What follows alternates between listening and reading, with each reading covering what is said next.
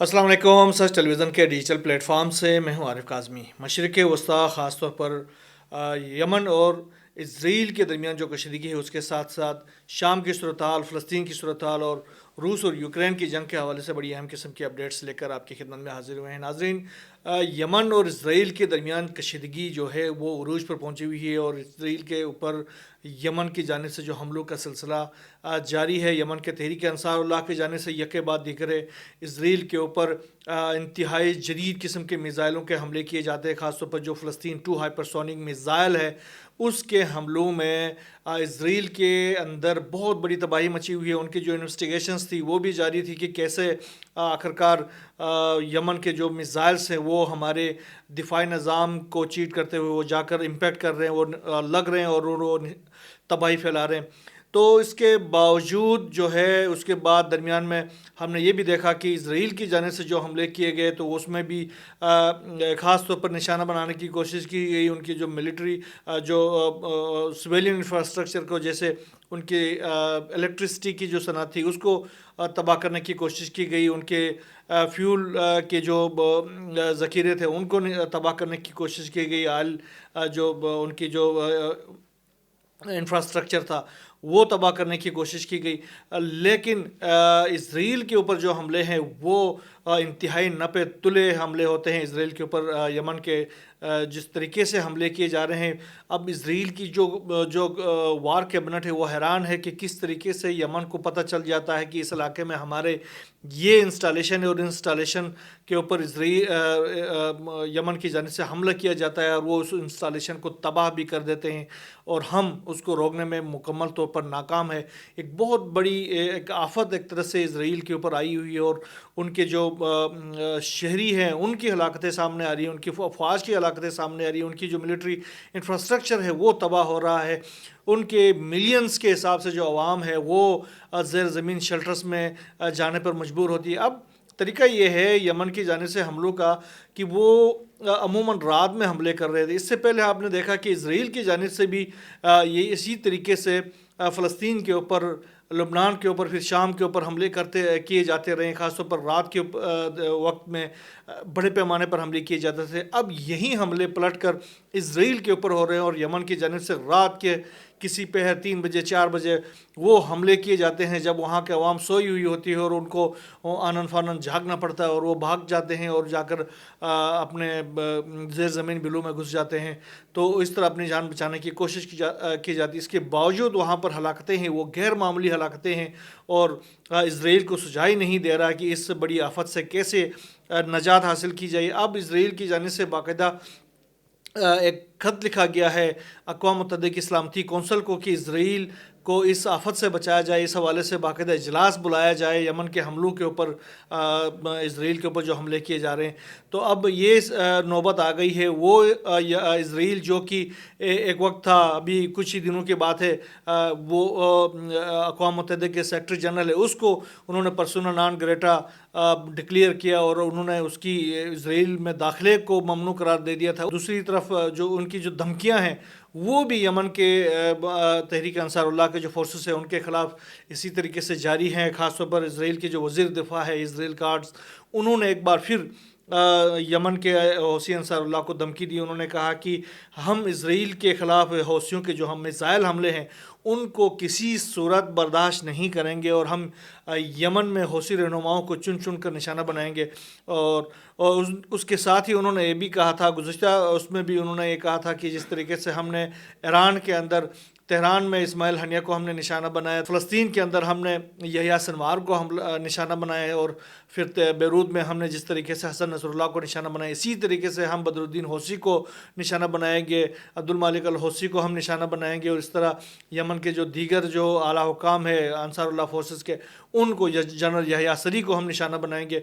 तो ये धमकी देने के बाद अब ईरान ने भी देख लिया कि जब इसराइल की जानिब से जब इसका एतराफ़ कर लिया गया कि तेहरान में इस्माइल हनिया को इसराइल ने शहीद कर दिया था। इससे पहले दुनिया सारी तो कह रही थी, लेकिन इसराइल चुप सादे बैठा हुआ था कि वो इतराफ़ नहीं कर रहा था कि तेहरान में उसने इस्माइल हनिया को शहीद कर दिया है।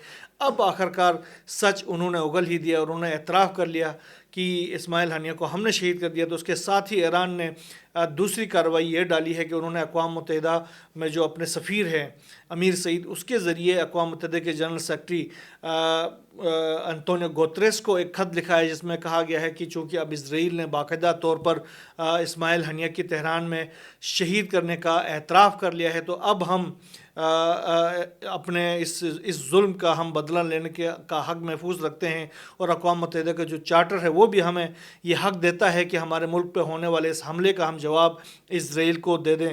یہ کچھ تیاریاں ہیں۔ دوسری طرف یمن میں ہی جس طریقے سے امریکہ اور اسرائیل کی جانب سے ایک بہت بڑے حملے کی تیاریاں کی جا رہی، خاص طور پر جو U S S Harry S Truman جو ہے، جو جنگی بیڑا ہے امریکہ کا، اس کو اب یمن کے حملوں کے بعد یمنی پانیوں سے اٹھا کر اس کو انٹرنیشنل واٹرز میں لے کے گئے تھے، وہاں اب بھرپور تیاریاں کی جا رہی ہیں، خاص طور پر وہاں سے ایک یمن کے اوپر ایک بڑا اوفینسو لانچ کرنے کے حوالے سے اسی طریقے کی تیاریاں اسرائیل کے اندر بھی جاری ہیں، اسی طریقے سے تیاریاں خاص طور پر برطانیہ کی طرف سے بھی کی جا رہی ہیں۔ دوسری طرف یمن کے انصار اللہ فورسز ہیں، انہوں نے بھی کہا ہے کہ اگر یمن پر کوئی حملہ کیا گیا تو ہم امریکی مفادات کو نشانہ بنائیں گے، اور تمام خطے کے اندر امریکی مفادات کو نشانہ بنائیں گے۔ اور یمن کے جو سپریم پولیٹیکل کونسل کے رکن ہے محمد علی الحوثی، انہوں نے اعلان کیا ہے کہ اگر یمن پر امریکہ حملہ کرتے ہیں تو سنا مشرق وسطیٰ میں بغیر کسی سرخ لکیر کے امریکی مفادات کو نشانہ بنائے گا، یعنی سعودی عرب کے اندر امریکی مفادات ہو سکتے ہیں، یو ای کے اندر امریکی مفادات ہو سکتے ہیں، بحرین میں جو ان کے امریکہ کے جو بیسز ہیں، اسی طرح قطر میں امریکہ کے بیسز ہیں۔ تو دربدر طور پر انہوں نے یہ دھمکی دی ہے کہ جہاں کہیں سے بھی یمن کے اوپر جارحیت کی جائے گی، ہم ان تمام علاقوں کو نشانہ بنائیں گے۔ اگر جس علاقے سے نہ بھی حملہ ہوا ہے لیکن وہاں پر امریکہ موجود ہے تو اس علاقے کے اوپر ہم کارروائی کریں گے۔ اس حوالے سے کوئی سرخ لکیر ہمارے لیے موجود نہیں ہے، ہم ہر اس جگہ پر امریکہ کے مفادات کے خلاف حملہ کریں گے جہاں ہم اس کو ضرب پہنچا سکتے ہیں، کاری ضرب وار اس کے خلاف کر سکتے ہیں۔ اس کے ساتھ ہی امریکہ، برطانیہ اور اسرائیل کی جانب سے، اور پھر یو اے ای خاص طور پر اور سعودی عرب کے بھی اس میں اطلاعات آ رہی تھی کہ ان کے بھی کوششیں جاری ہیں، جس طریقے سے جو جنوب کی طرف جو عبدالربہ منصور ہادی کی جو فورسز ہے ان کو ملیٹریلی اکوپڈ کیا جا رہا ہے۔ اور اب یہ اطلاعات آ رہی ہیں کہ متحدہ عرب امارات کی جو فوج کی جو کارگو طیارے ہیں وہ یمن کے جنوب میں واقع جو عین کے بندرگاہ ہے، عدن کا جو بندرگاہ ہے، وہاں پر یکے بعد دیگر وہاں پر اتر رہے ہیں، اور وہ بھاری مقدار میں جو اسلحہ ہے وہ ان افواج کو پہنچا رہے ہیں، جس کے نتیجے میں جو اسلحہ ہے وہ اس کو لے کے اب وہ باقاعدہ انصار اللہ کے خلاف انہوں نے حملے شروع کر دیے گئے ہیں۔ خاص طور پر یہ جو جنوبی سائڈ کی جو تحریک ہے عبدالربہ منصور ہادی کی جو فورسز ہیں بچے کچے، وہ جو ہیں اب انہوں نے باقاعدہ حملے شروع کر دیے ہیں حوثی فورسز کے ساتھ، اور ان کے درمیان جھڑپیں شروع ہو گئی ہیں۔ اب آنے والے دنوں میں اس کے کیا نتائج ہو سکتے ہیں تو وہ اب دیکھا جائے گا۔ ساتھ میں القصام بریگیڈ کی جانب سے بھی فلسطین میں جو حملے ہیں اسرائیل کے، اس کے جواب میں اسرائیل کے اوپر حملوں کا سلسلہ جاری ہے۔ کمال عدوان اور ہاسپٹل اور اس کے ارد گرد کے علاقوں میں کارروائیاں کی جا رہی ہیں، اور خاص طور پر جو نئی جو ایک فورسز جو شامل ہو گئے ہیں، 400 سے زائد جو جوان، نیا خون ایک جو شامل ہو گیا ہے اس درمیان میں القصام بریگیڈ کے ساتھ، حماس کے ساتھ، انہوں نے جو اپنی کارروائیاں تیز کر دی ہیں وہ غیر معمولی ہیں، اور اسرائیل کی ڈیلی کے حساب سے 10 سے 12 سے 15 ان کی لاشیں واپس جاری ہوتی ہیں۔ ایک جبالیہ کے علاقے میں جو کارروائی کی گئی ہے وہاں پر بھی اسرائیل کی ایک بڑی کانوائی کو نشانہ بنایا گیا ہے، جس میں بڑی جانی نقصانات کی اطلاعات سامنے آ رہی ہیں، اور القصام بریگیڈ نے یہ دعویٰ کیا ہے کہ اسرائیل کی جو ہیلی کاپٹرز ہے وہ وہاں پر آ کر اپنے جو ہلاک اور زخمیوں کو وہاں سے اٹھا کے لے کے جا رہے ہیں۔ ڈیولپنگ سٹوری اس کی جو بھی نئی ڈیولپمنٹ سامنے آتی رہیں گی وہ انشاءاللہ ہم آپ سے شیئر کریں گے۔ اس کے ساتھ ہی اگر ہم شام میں کا رخ کریں تو شام میں ترکی اور خاص طور پر ترکی اور اور جو امریکی فورسز ہے وہ آمنے سامنے ہیں، اور یہ دونوں جو فورسز ہیں ایک دوسرے کے خلاف حملے کر رہے ہیں. خاص طور پر جو ایس ٹی ایف کی جو فورسز ہے، جو امریکن بیکڈ فورسز ہیں، ان کی جانب سے ترکی کے جو فورسز ہیں ان کے خلاف بڑا اوفینسو کیا جا رہا ہے. گزشتہ ہم نے ولاگ میں بھی کہا تھا کہ 15 سے زائد انہوں نے دعویٰ کیا تھا کہ ہم نے ترکی کے فورسز کو ہلاک کر دیا ہے. اب بھی ان کی جانب سے انتہائی جدید ہتھیاروں کے ذریعے ترک فورسز کے خلاف حملے کیے جا رہے ہیں. آج ترک صدر رجب طیب اردوغان نے ایک دھمکی دی ہے. انہوں نے کہا کہ ہم ہر اس دہشت گرد تنظیم کو ختم کر دیں گے جو ہمارے اور ہمارے کرد بھائیوں کے درمیان جو ہے وہ خون کی دیوار کھڑی کرنے کی کوشش کر رہے ہیں.